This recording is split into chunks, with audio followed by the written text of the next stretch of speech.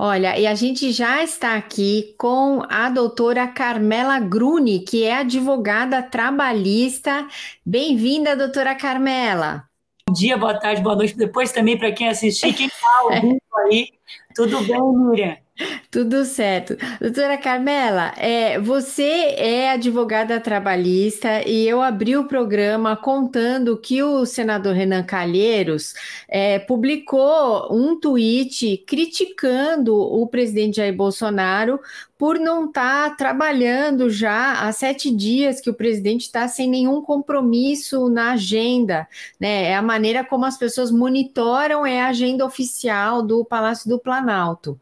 E aí o Renan Calheiros falou assim, poxa, será que não caberia uma demissão por justa causa?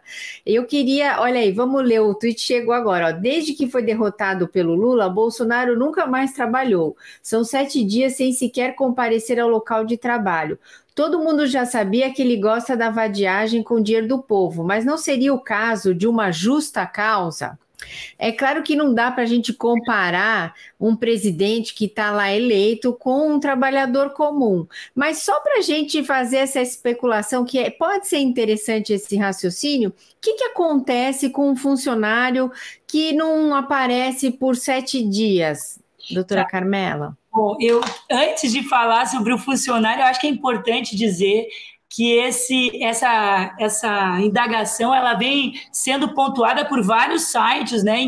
Que inclusive, Miriam, conseguiram contar quantas vezes houve a redução de postagem nas redes sociais do presidente Jair e dos seus 3 filhos. Então, aqui diz que diminuiu em 14 vezes, de acordo com o monitoramento de um sistema de postagem. Então, ver o ponto que a gente está, né? Mas, assim, essa questão da ausência injustificada, a gente fazendo um paralelo com a Justiça do Trabalho, é diferente, né? A gente tem lá no 482 tipos de conduta que a CLT prevê. No caso do presidente, a gente tem que considerar o seguinte: a gente tem o artigo 80 na Constituição que fala que se ele tiver impedido para exercer a presidência, tem que assumir o vice ou vacância dos respectivos cargos, a sucessão se daria pelo presidente da Câmara dos Deputados ou do Senado, ou, em último caso, o Supremo Tribunal Federal.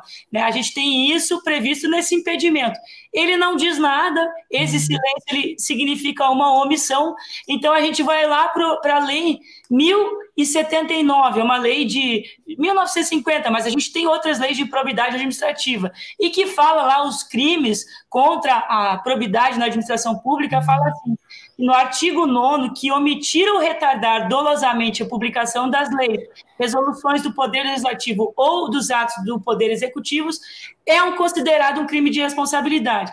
E olha, Miriam, vamos combinar. O senador Marcelo Castro, relator do orçamento, já falando em uma matéria recente aqui no canal de jornalismo na internet, falou que a gente tem aí, relatou vários problemas e que o presidente Bolsonaro, assim como o vice Mourão, eles foram chamados para participar dessa transição e tá tendo dificuldade. E olha só, mais de 900 mil pessoas nós temos presas e que a gente não sabe que em condições se estão submetidas à tortura, se já deveriam estar sendo outros tipos de medidas, as garantias do direito no cárcere. Mais de 21,6 milhões de pessoas aí dependem do Auxílio Brasil e agora vai ser o Bolsa Família. 33 milhões de pessoas passando fome e mais de 100 milhões de pessoas em insegurança alimentar, que significa que aquela pessoa tem um tipo de incerteza quanto ao acesso à alimentação futura, representando, numa pesquisa de 2020, feita pela a pesquisa Alimento, pela Justiça da Universidade Livre de Berlim, na Alemanha, em parceria com a Universidade Federal de Minas e a UNB em Brasília, mostrou que o período de agosto a dezembro de 2020, 59,4% domicílios do país apresentam um grau de insegurança militar, ou seja, alimentar, né? Insegurança alimentar. Quando a pessoa não sabe, ela não sabe quando é que ela vai fazer a próxima refeição. Uma coisa terrível isso, né? Então a gente tem um cenário de omissão. Né? E se a gente for olhar na CLT, vai dizer lá que se fosse um empregado comum, ele pode ser dispensado por justa causa por ato de improbidade, incontinência, negociação habitual ou coisa alheia, né, sem permissão do empregador, mas ainda a gente vai na desídia, que tem mais a ver, ou a reiterado mau procedimento, né? E a questão lá do abandono do emprego, que daí precisa ficar caracterizado a intenção de abandono de emprego pela falta, e daí junto com a falta injustificada. No caso dos trabalhadores e trabalhadoras, seriam os 30 dias consecutivos, que é o que os tribunais analisam, né, como uma situação que justificaria, e tem até a súmula no TST, que é a 32, que faz um paralelo se a pessoa saiu de um auxílio, de uma situação de acidente, voltou e permaneceu 30 dias afastados daí,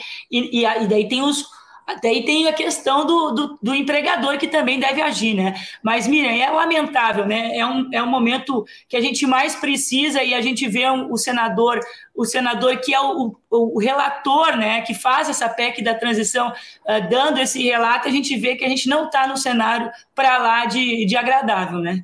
Pois é, muito